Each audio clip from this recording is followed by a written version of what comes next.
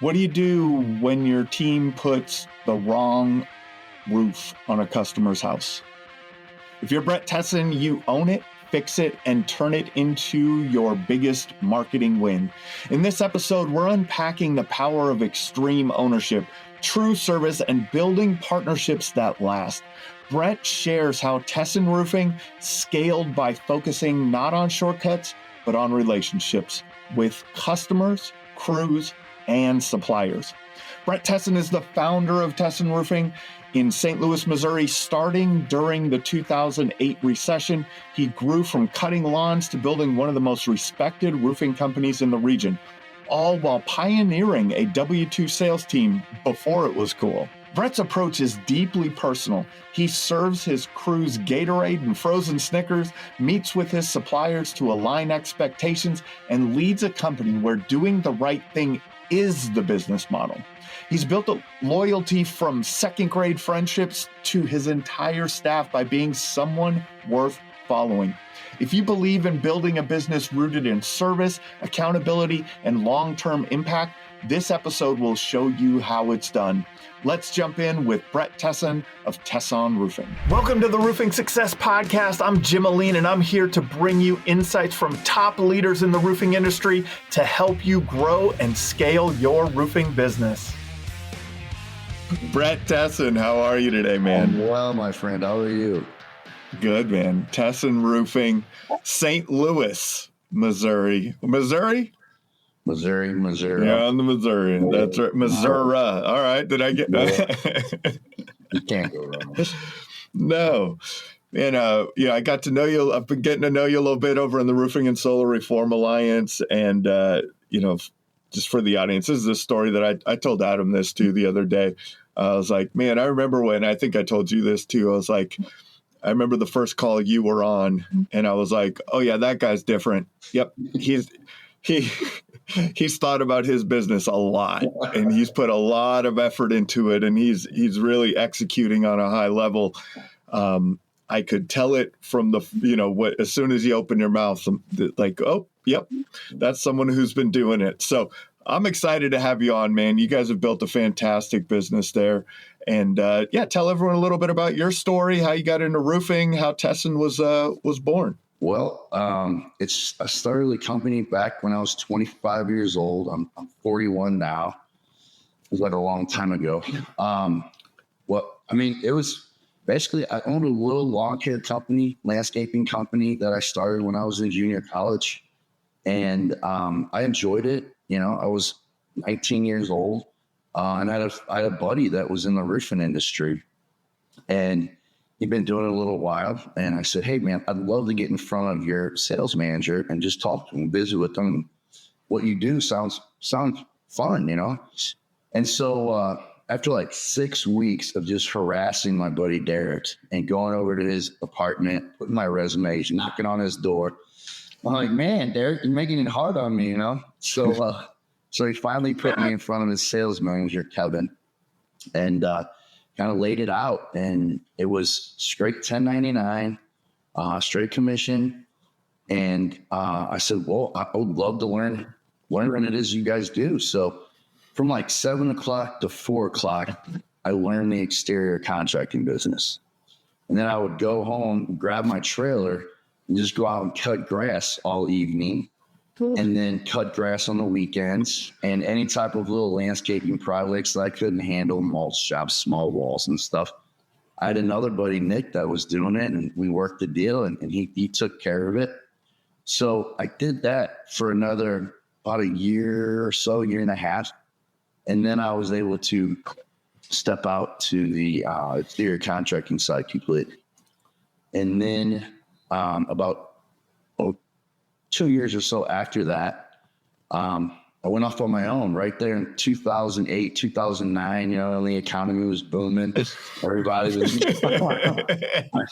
those were unique times, but I didn't know better. And I felt as if I had to put, shed some light on it. I thought, I have very low overhead in comparison to a lot of these guys that have built something up and have gone through these really good times before the bottoms fell out, And so I just looked at it like I had an advantage because I didn't have that kind of overhead. And so that's how it all started back in 2009. Yeah, it's been a fun journey, challenging, fun journey. But Adam is right. Roofing sales is personal development in disguise. In disguise, man, for sure. For sure. That's a heck of a time to start a business. Yeah. You know, that's one of the nice things was labor was really available at the time. It was. Yes, it was. Yeah, it was that. There was no shortage of labor for sure. People were happy to sell you material too. So anything. Yeah. That's right. Anything. Like, let's please work with us. So, but there wasn't as but that was a good realization from a business perspective is and maybe that's do you feel like you're an optimist, right? Because you found something. To me, what I heard is you found something like an advantage, that advantage you had, like, oh, I have this advantage over these guys. Like I see it here. I may not have the experience. I may have only been in this for a couple of years. And, I was cutting lawns full time and doing this part time. And, but you saw this advantage. What do you think that was in you that noticed that? Like, is that something that was learned or innate or just in you? I like to consider myself a pretty positive guy. I try to look at the positive side of things and put in what I want to get out. And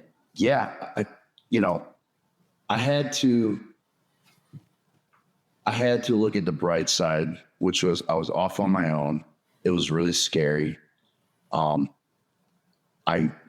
didn't know exactly what I was doing because in the lawn care business, I was not running it like it, my personal account, my business account, all in one. And, it was just this big mess. But, I thought, hey, as long as I have money and, I'm able to pay the one or two guys that was working with me, it was fine. But, when I got off into this side of things a couple of years later, that's when we realized, okay, we really need to be diligent on how we account for things. Everybody back then had a full page in the yellow pages in the phone book, right? Like you weren't really a good roofing company unless you had a full page. Now, if you were maybe off, you had 2 pages next to one another, right? And that was like a gazillion dollars to me. It's like, there's no way I can participate at that level. A full page, like I'm looking for like this little guy here, like, and so, I had to go out and create it, but it was fun. I look back now and I would have did this different. I would have did that different, but we'll get to those. That's great hindsight. We'll get to some of that. Those are lessons for others. How did you get it started? I mean, the economy wasn't great. Everything was, kind of slow. What were those initial years like? Well, they were a little challenging. I talked to my mom at the time, her and I, really close. I grew up in a single family household, just her and I. And I told her, look, I just don't like what I'm seeing and the way people are being treated, because what I saw that was going on in the industry was the customers weren't being taken care of at the level they deserve to be taken care of.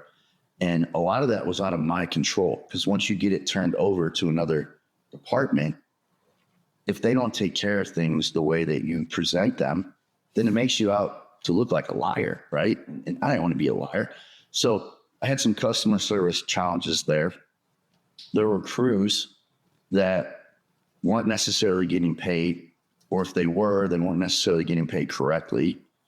And so I felt like, I believe I can serve the clients better. I believe I can bring more fairness to the crews. And if I just focus on working hard for people, serving them at a high level, and not try to get too fancy, stick with what I know, not get too far outside my comfort zone, which is really easy to do when you need revenue, right? You need revenue. Now you know, roofing, siding, gutters. You don't know anything about fencing. You don't know anything about fencing, but there's a $4,000 fence there. You know, it's like, well, all right, maybe scale it back a little bit and focus on what you know. So that was challenging. You had to learn that. And yeah, so just really focused on service, whether that would be servicing the client or servicing the partnerships that I had with the crews and the suppliers. And that's how I view those things. I view all three of those things as partnerships. I love that. Let's go into a little bit more detail on that, because that's what everyone says they want to do, right? It's a very good expression that comes out. You know, it comes out in words, but a lot of times it doesn't get executed in practice. So let's start with that customer partnership. What were the things that you implemented early on, and then what have those things evolved into over the years? One of the things was, so we used to run everything off of manila folder paper system, right? That's what roofs were red, siding was green. We had that color coordinated, and it worked. But it wasn't something that I thought was going to be able to be scalable at the level that I wanted it to be. But most importantly is being able to communicate with the customer and making sure that their wants, needs, and desires are met, and they're met in a timely manner. So that was something that I learned early. You know, coming from the last company that I had worked for, we had a CRM system. It was extremely robust, extremely detailed. And, I'm not an extremely detailed guy. I'm a salesman at heart, right? So, bringing that in, I was fortunate enough to have guy Zach, that 30 days in to starting the business, I convinced him to come on board and work with me. And he's a smart guy. He's got a good computer background, and he really complimented in the areas that I lacked. And so we learned that, we had to service the customer, answer our phones. And that one thing that's great about this business is, like, if you answer your phone and you do what you say you're going to do, when you say you're going to do it, I mean, it's got to put you in the top 5%, top 10%. Yeah. I mean, the clouds open up, like the sun starts shining. It's like, wow. I just repeat this model, and just treat people the way you want to be treated. But yeah, I mean, from an execution standpoint, it was, really helpful to have a system and a CRM system rather early into it, but there was a cost associated with that. And we didn't have, I didn't have much money. I had people that owed me money, leaving previous employer. How does that work out for most sales reps when they leave their previous employer in this industry? Generally not well, right? That's one thing I thought needed improvement too. They usually get a bonus, like if the money comes in with a little extra to top it off. Hey, have a nice. Yeah, exactly. So, yeah. Okay, that to me, it makes a lot of sense, and that's the foundation, right? But it's easy when you're small. Yep. Or maybe easier because you're so close to everything. I don't know if we talked about this at all, but like, how many roofs did you guys build last year? How many reps do you have now? Like, you guys are at scale now, right? Yeah. And then how do you carry that into a team the size of yours? Yeah. Before we carry on with the episode, let's give a shout out to one of our sponsors. I talk to contractors every day that feel stuck. not because they're not working hard, but because they're missing the structure to growth without chaos. Or their culture's falling apart because their team's unclear, unaligned, or just burned out. And when change hits, they're reacting instead of leading because time and priorities aren't under their control. Day 41 Thrive helps to fix that with proven strategies for growth, culture, and leadership that actually work. Ready to thrive beyond the storm? Visit the link in the description or visit the Roofing Success Podcast website on the sponsors page to start your journey today. How many roofs did you guys build last year? How many reps do you have now? Like, you guys are at scale now, right? Yeah. And then how do you carry that into a team the size of yours? Yeah. So we have 40 people here in the office and sales side of things, outside of the subcontracted crews. And really, you just got to do it one person at a time. And when you sit down with someone, we want people with servant hearts, right? We want to know that you care about the end result. You care about the things that we've built this business on. It's honesty, integrity, doing the right thing. You talk about execution, and it's easy to say things. It's easy to say, hey, I want to do this, or this is who we are. But what it boils down to, I think, really is, do you own your shortcomings? When you make a mistake, do you own it? Do you try to pawn it off? Because sometimes with mistakes come pain, and a lot of times that pain is money. Are you willing to pay to do what's right? I mean, if you're not willing to step up and own something, Extreme Ownership is one of my favorite books, right? I'm sure a lot of you listening are. Like, if you're not willing to step up and pay to make something right, then do you really believe in the values that you say you believe in?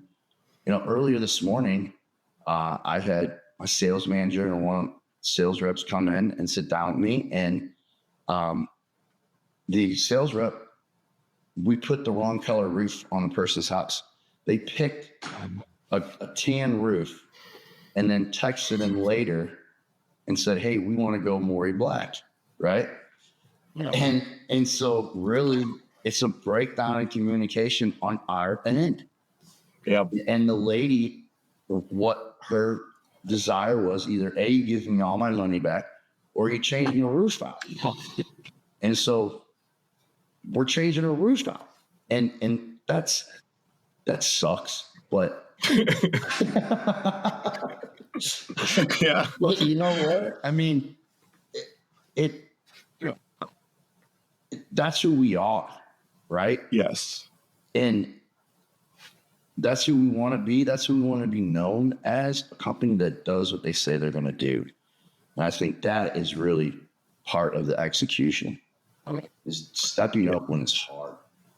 Yeah, that's a big one to step up on, but you have to, right? Like, and now what can come out of that on the other end is a customer that has much more respect for your company.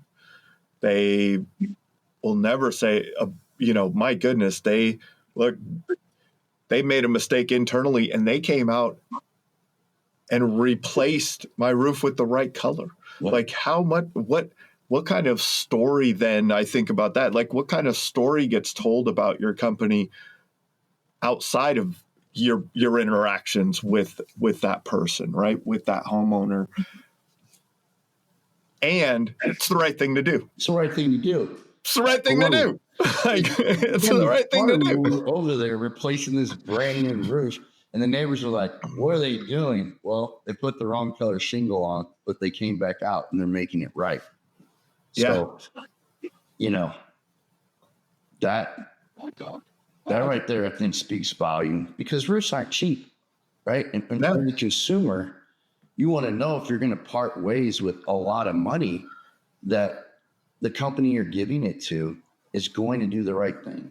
And that's what really separates a lot of companies is, do you do the right thing?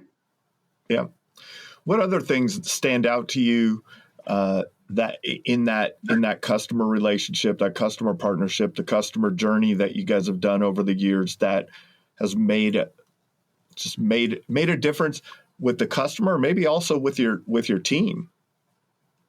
I think generosity is extremely important. I think when people know that money is not what motivates you day to day, everybody, look, we got to make money and we should make a lot of money, right? And I think Adam says it right. Money is the thank you note. That's, it's how you can tell whether or not you're doing well. But when people know that you're willing to listen, to hear them out, and decisions are being made not solely based around the cost of the decision, based around what is the right decision in this particular situation.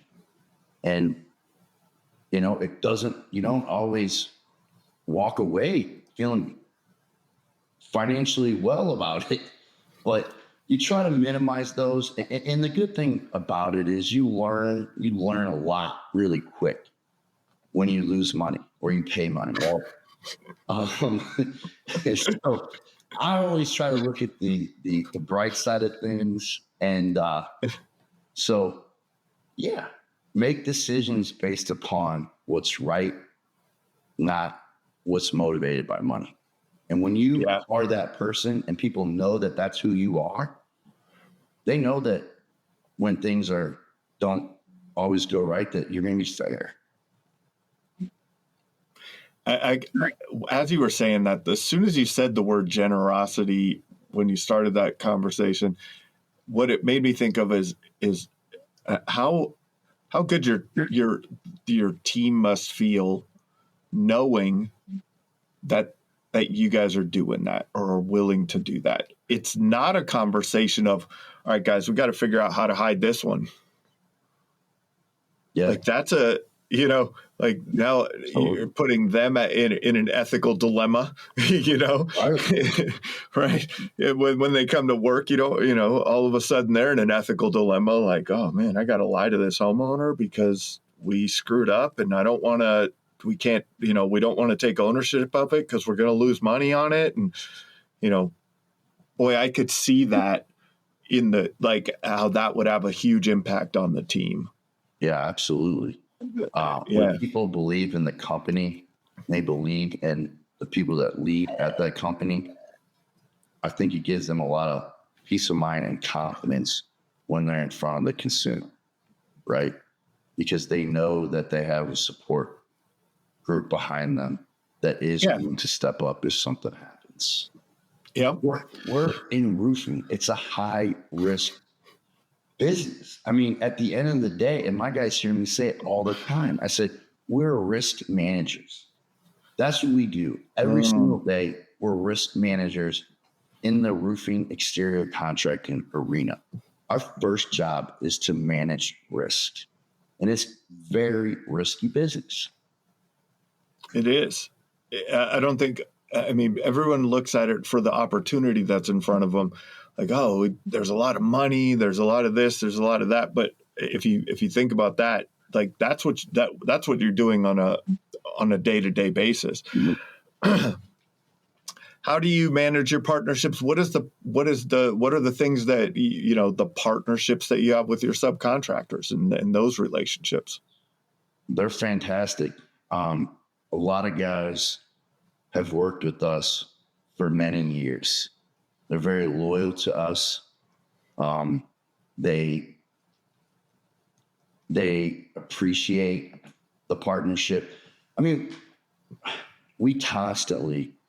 my project support guys are constantly buying the crews lunches. We're dropping off Gatorades, ice, or, all the things that you should be doing, really, right? You should be doing that, bringing frozen Snickers out in the afternoon, give the guys a second round of energy, show them that you care. Like, when you show people you care, when you act like a human being, and you treat people the way that they should be treated and not treated as a commodity. We treat materials as a commodity, not humans, right? So we do those things, and we instill that in our guys to want to make sure that those people are happy, that we do business with, whether it's our suppliers. How do we make our suppliers' life easy? Well, we get out in front of what it is we need from them. We sit down and we set expectations. I sit down with every single one of my suppliers at the beginning of the year, and I say, what are you putting down on your card, your sales report for me? Like, I want to make sure that we're both on the same page so that you don't go make this unrealistic number and expect something out of me that you're not going to get. I want you to be rewarded and taken care of, but I want to make sure, because what we do with them affects their overall goal. So if we can sit down, get on the same page, that's really important. And then do what's expected of us really well. Send over orders in advance. We usually book our jobs out 3 to 5 weeks in advance. And that makes it really easy for the suppliers to do business with us. And some of the byproduct of that is when they sit down and talk about pricing, they know that we're going to make it easy to do business. They know that we're going to pay them on time. Those are ways that you become good partners with your suppliers, with your subcontractors, right? You hold everybody accountable, but you hold yourself accountable to that same level. It's amazing how many adversarial relationship dynamics are usually created in these relationships. Like, if those are probably a whole lot of jumbled words to say about it, but like you're thinking of, how do I win versus how do I win it with my supplier distributor? Like, how do I win? How do I get more? How do I, and then same thing with your subs, and same thing with that mindset of always winning. It's like an adversarial relationship. What I love what you just said is, and let's go sit down. I want to see the metric you have for me. Like, let's make sure we're on the same page. We have a budget. We have our goals and our expectations, our KPIs that we're trying to hit. Do they match up? Do they align? Is this something, because it all comes down to expectations. Absolutely. Right. And with customers, with subs, with your distributors, the expectation, if they have an expectation that you're going to buy X amount, and all of a sudden you're not buying that amount, and what's going on over here? How come they're not buying from us, or what? That's insightful. What has come out of some of those conversations? What have been some of the big, things that have helped your business, get to where it is because of that type of thought process and intentionality around those partnerships? Well, people, you become a desirable partner, right? People want to do business with you. They know what they're getting when they do business with you. There's a peace of mind factor there. And really, I mean, if you got someone that's easy to do business with, that's going to pay you on time, you're probably going to give that person some pretty aggressive pricing. Probably going to give that person some high-level service, right?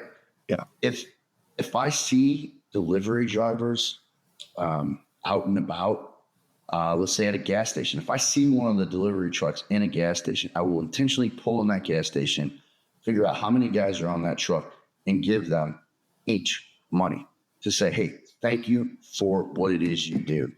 Thank you for doing what you do day in and day out, risking, sweating, doing everything you do for our company. I need you to know that we appreciate it and we recognize it, right?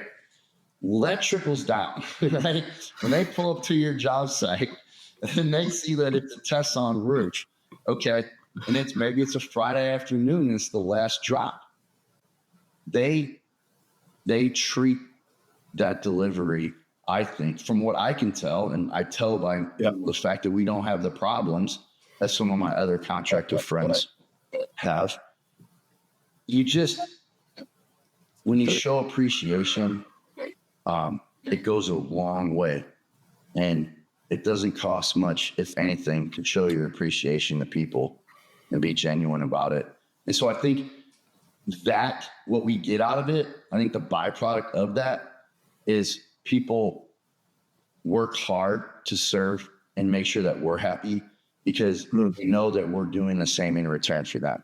Like, we'll send lunch to a supply house, right? I mean, lunch, food brings people together. I mean, look at me. I know I right? But it does. It brings people together, and that's just one of the ways we show our appreciation. And I think in turn, people take care of us. They just take care of us. That's what I say. Yeah. If you were to give advice to someone who wanted to build a business rooted in this type of service and partnership mindset, what would be some principles that you would say that they should follow to do that? I know you're enjoying the episode, but let's give a shout out to another one of our sponsors. As a roofing marketing agency owner and coach, I've seen it all. Great marketing wasted because no one follows up fast enough. That's why I built Power Up Agents, not just a receptionist. Our AI handles the entire customer journey, from answering the first call to booking the job to post-job surveys and reviews. 24/7, inbound, outbound, even multilingual. If you want leads followed up instantly and customers nurtured automatically, visit the link in the description or visit the sponsors page on the Roofing Success Podcast website. Your full AI team is ready. If you were to give advice to someone who wanted to build a business rooted in this type of service and partnership mindset, what would be some principles that you would say that they should follow to do that? Well, first and foremost, be honest, right? Be honest, even when it's not easy to be honest, or you have to make those difficult phone calls. That is so important. I can deal with a lot of issues, but if someone starts to lie or become dishonest, man, it's hard to do business with that person. If someone comes in and they lie to me, that discredits a lot. And I question whether or not I want to continue to do business with them. It's probably going to be no. And that's whether be honest with your crews, be honest with your suppliers. But so honesty is a big deal, right? I would say make sure you have the desire to serve, right? You've got to have that desire. If you don't have that desire, you may want to reconsider what it is you do in this industry. So that desire, but humility. This humility is a big one, I think. When guys start to they start to get to a certain success level, it can change who they are. They can start sometimes they forget where they came from, you know, and because they've been, you know, handsomely rewarded financially, and all of a sudden they lose their humility, and that can change things quickly. So, you know, and then I think loyalty, being loyal is very important. Those are the three things I think I would really want to make sure that we're at the top of the list. Humility one is that's a big one because, things, a lot of people, I don't know if they say it a couple different ways, right? Like, I mean, the money changes you, or is it just amplifies who you really were, right? Like, you know, so if you're kind of an asshole already, you know, you get a little money, so, I mean, that's a big one to focus on, and that being grounded in where you came from and do that. You've become very team focused also, right? And the service of your team. Do you feel that has kept you kept you humble in ways, or is that just your that you love to serve? Yeah. I do love to serve. I have a mom that comes in twice a week. She always makes sure that I'm humble. I love my mom. She's great. We call her Mama T here at the office. She's Lincoln's infamous Mama T, supplier, subcontractor. So, being able to serve people, it brings me a lot of joy, and I surround myself with like-minded people that have that. And some people, you know, some guys you have to have the conversation with, especially when they start making a lot of money. I've had to have those conversations before, and they're not always the easiest conversations to have, but sometimes they're warranted and they're really needed. And you know, one thing I think, when you get to a certain level in life, you have an obligation to give back, right? Yeah. And giving back can be a great way to bring some humility to what it is you do, and to know that it's way bigger than you. What you do is way bigger. It's much bigger out there than you do. Still, be humble, be thankful. Yeah. You know, it's important. Yeah. I'm thankful every day when I can come into a place of business that I get to work with some of the most amazing people. And yeah, it's stressful, but I get to do it with people that I truly love and care about, and that care about me and the business in return. So that keeps me humble.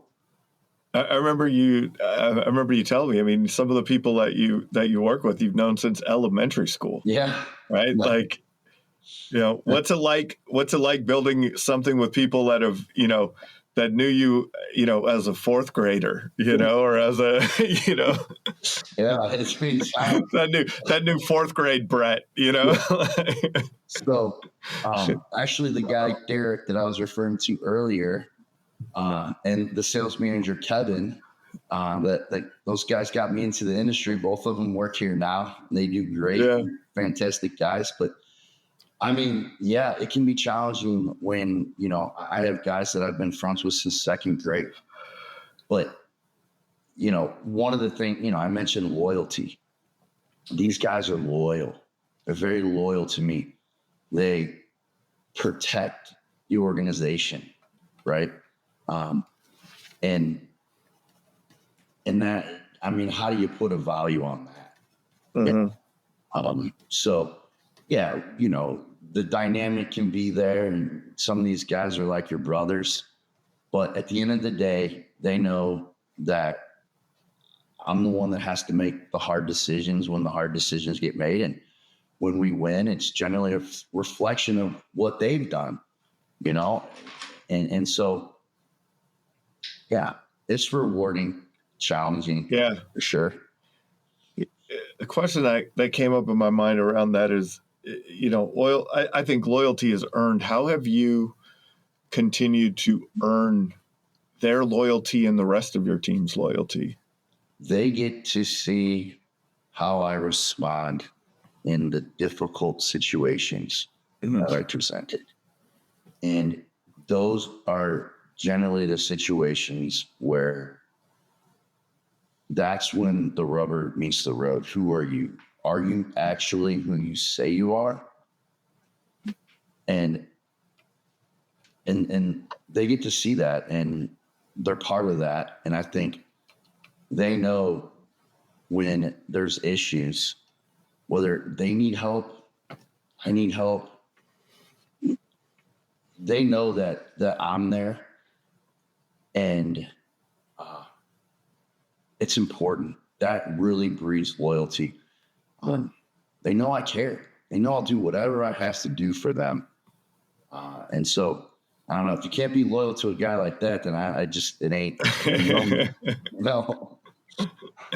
Yeah. So be someone who you can be loyal to, right? Or people can be loyal to, right? Earn their loyalty. We've talked about like one of your role in your company and kind of what you do on a day-to-day basis. A lot is painting a vision and motivating people. Can you unpack what that looks like inside of your company more on a day-to-day basis? Yeah. Well, you paint the vision, starts with the vision, and really serving people is the vision, right? Do you want to be happy with where you're at and where you're going in life? And if you do, if you truly care, people want to be appreciated. People want to know that they're making a difference. People want purpose, right? And so when you can show people, this is what we do, this is the purpose behind it, and the byproduct is this, right? And when you paint that vision for them, and they can become part of something that's bigger than them, that attracts the right people, right? They have to buy into it. Nothing's given. We don't give anyone anything. You earn it, right? We set you up for success. Absolutely, we set you up for success. We invest in people. That's what I do. I invest in the stock market. If I'm willing to take money and put it into a company that I'm not even at on a day-to-day basis, but I'm not willing to take money and put that into someone that I believe can be part of improving the vision, what am I doing? I do believe in investing in people, heavily investing in people. And they know that. And I prove that right up front. And so when they see that, they are generally, they'll buy into the vision. They'll follow your lead, and you have to help hold them accountable. We have a lot of young guys here, a lot of people in their early 20s. And, they want to make a difference. They want to feel like they're making a difference, and they want purpose, right? I think that's human nature. Definitely. What does investing in people look like? What is, building people up? Is it the training that you're bringing to them? Is it like, what are the tangible things that you're investing in for your people? Yeah. So, all of my people are W-2 people. So they all get paid a salary, right? Even the sales reps. All of my people get company vehicles, company gas cards. my vehicles are nice. They're newer vehicles. And they get all of the gear they need, the safety they need. So right off the bat, they see, wow, a lot of people in this industry are just 1099, and there's nothing wrong with that. That's how I started off too. There's nothing wrong with that, right? It really helps from an overhead. We can unpack that. There's a million ways. Yeah. But making that initial investment in them and showing them, look, this is what we're going to do to help see you succeed. This is what we expect in return. And we're going to put the time into it. We're going to put the resources into it. And we're going to make sure that you have the personnel in place to help support you. It costs a lot of money to do all of that. And I think when people realize that you truly care about their success, my number one job here is to be the lead servant, to serve people at a high level so they can go out and service the end customer, right? And when they see that and they see the financial commitment, the time commitment, we usually know pretty quick whether or not they're going to last. We don't hire big bulks of people at one time. I have a lot of friends that do that, and they have some success with it and whatnot. And it's a different model. But for us, we sit down on a one-on-one basis and we let people know what we bring to the table. When looking at your journey from 2008, 2009, as you were going, what was the journey of this investment? Because it's tough in the beginning, right? Like there isn't a lot to invest. So for someone that's building to this level, when does it make sense to make those kind of investments? And then on the other side of that, what can you do when you're not able to? Yeah. Or maybe something like that. I know you're enjoying the episode, but let's give a shout out to another one of our sponsors. Stop going at it alone, because growing a roofing company today is not what it was like even 3 years ago.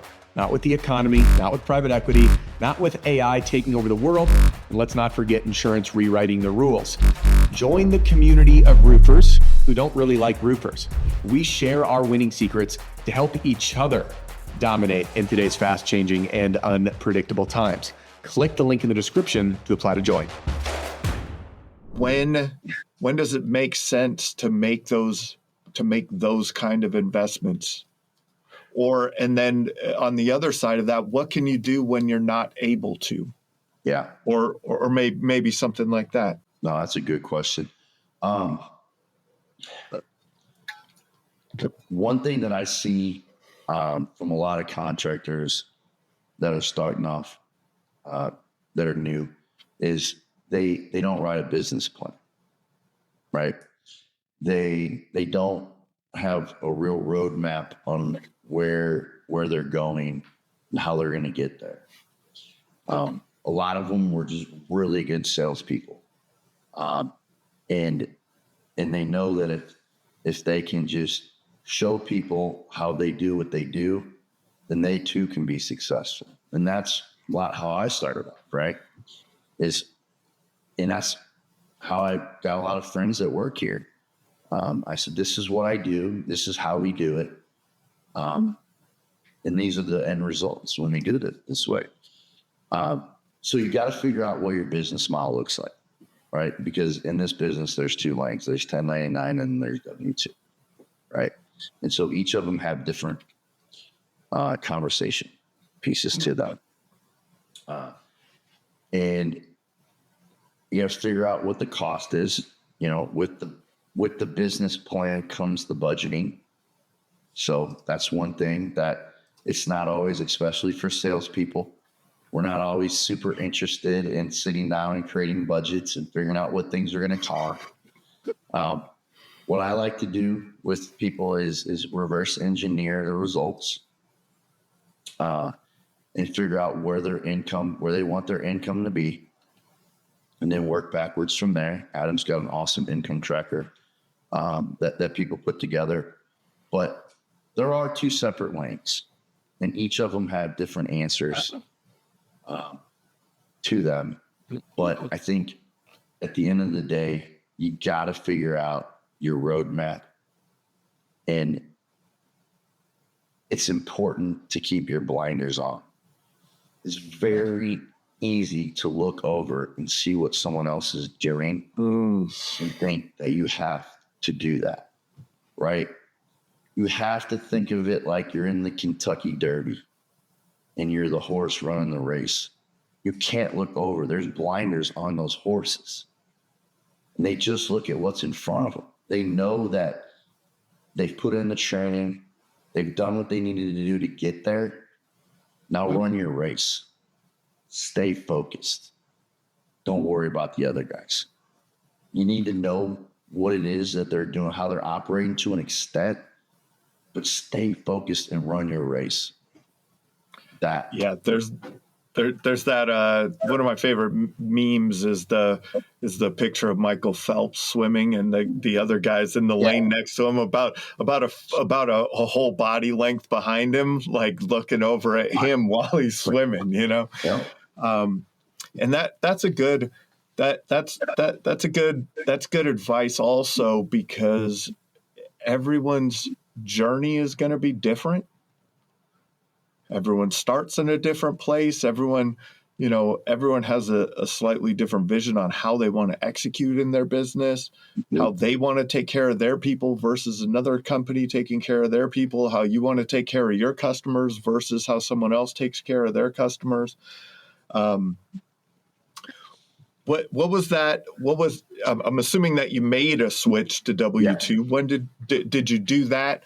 More in recent time when the laws started changing, or did you do that early on? No, I did it probably, it was like 6 years into the business, I guess 7, 8 years, something like that. It was about 8 years ago. So you were W-2 before W-2 was cool. Yeah, definitely. I was W-2 before W-2 was cool. I made the switch when I realized that, I had created a culture that was designed around making money in the beginning, right? It was designed around making money. It wasn't designed necessarily to help your fellow teammate. And what part of the challenge that you face is there's a variety of challenges. I basically broke my business back down, because when I stepped back and looked at my business, I wasn't extremely happy with what I saw, nor did I think that I had a business that was going to provide me the life that I wanted to live and the quality of life to do it. I didn't like what I saw. So I had to make a change.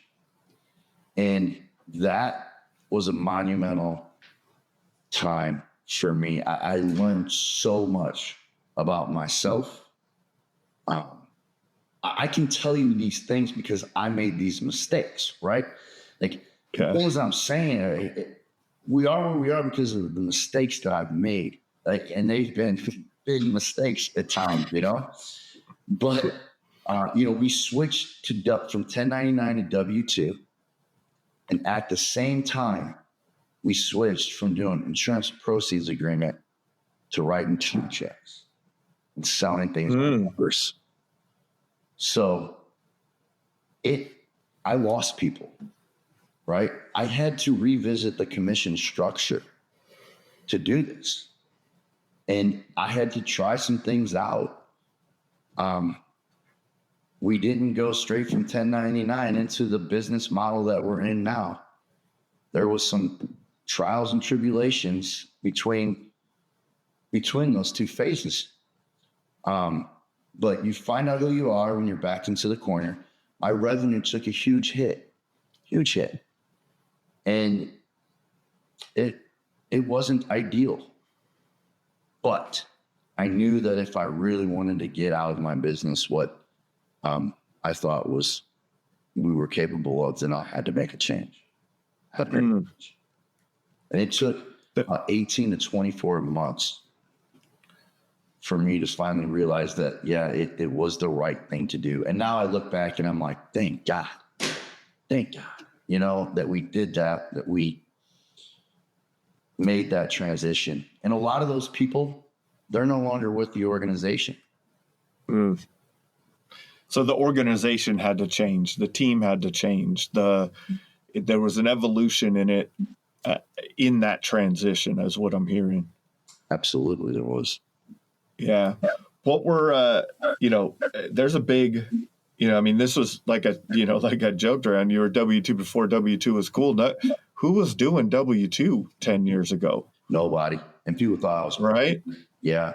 People must have thought you were nuts. They did. They still might. Yeah. They might. Yeah. But, I think it goes back to the investing in people thing. Outside of like, hey, look, I want to be, I want to do what I want to stay within the confines of the law, right? Yes. That's important. But it goes down, it goes back to, and you really, I think, investing in people, wanting to do things the right way, knowing that there's going to be more of a cost associated with it. But we can attract good, talented people. And, in this business, when you do straight commission, or in any business for that matter, it takes a little while to ramp things up, right? And those can be really stressful times when you leave a job for, making money to going into something that you're not making money, and you're expected to learn a ton of things quickly. It's not easy. What we do is not easy. And, people need a lot of help and guidance throughout that process. And to come in and put in the hours that really are needed to put in and not receive anything for potentially months on end, it shrinks your talent pool. That's for sure. Yeah, I bet. What's your take on the future of the roofing industry? A lot of things have changed since 2008, 2009. Where do you see this going? Well, I see it becoming more and more of a retail market, given the way the insurance companies are operating, which I don't necessarily think that that's a bad thing.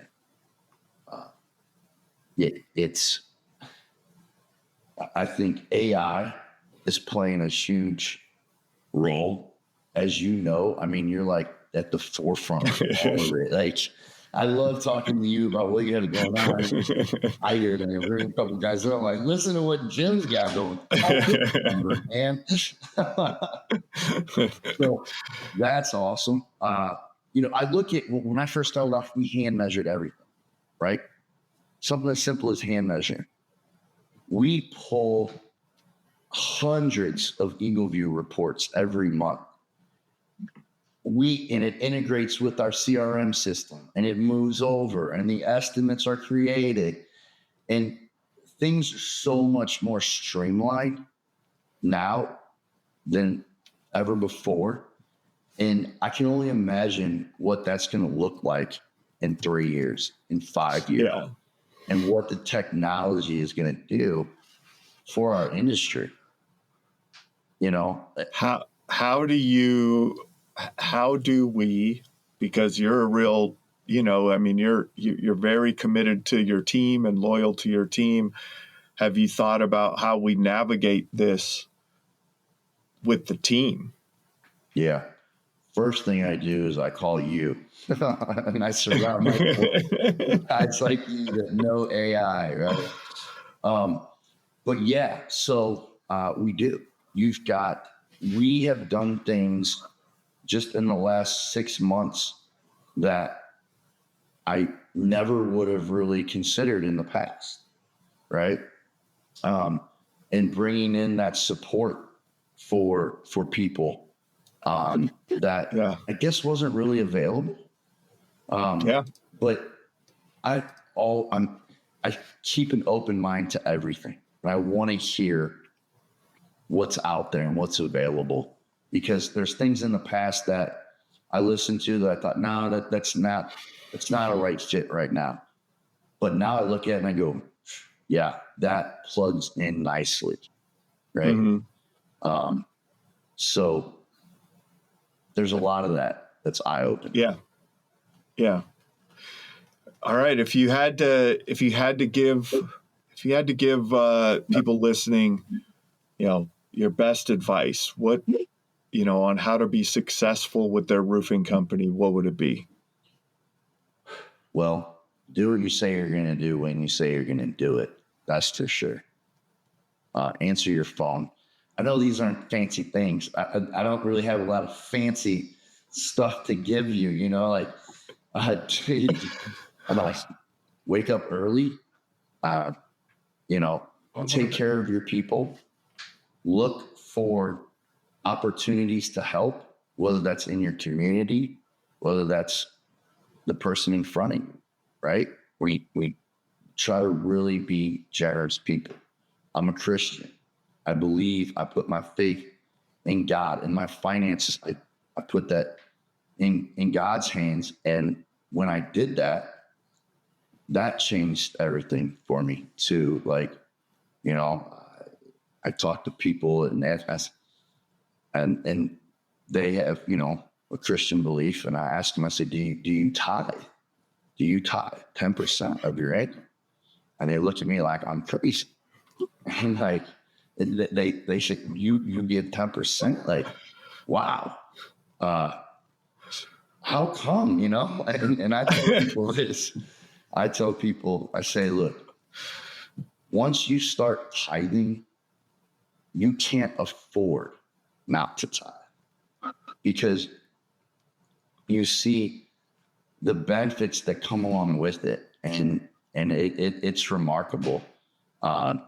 So, and I pray big, bold prayers for what I want in my business.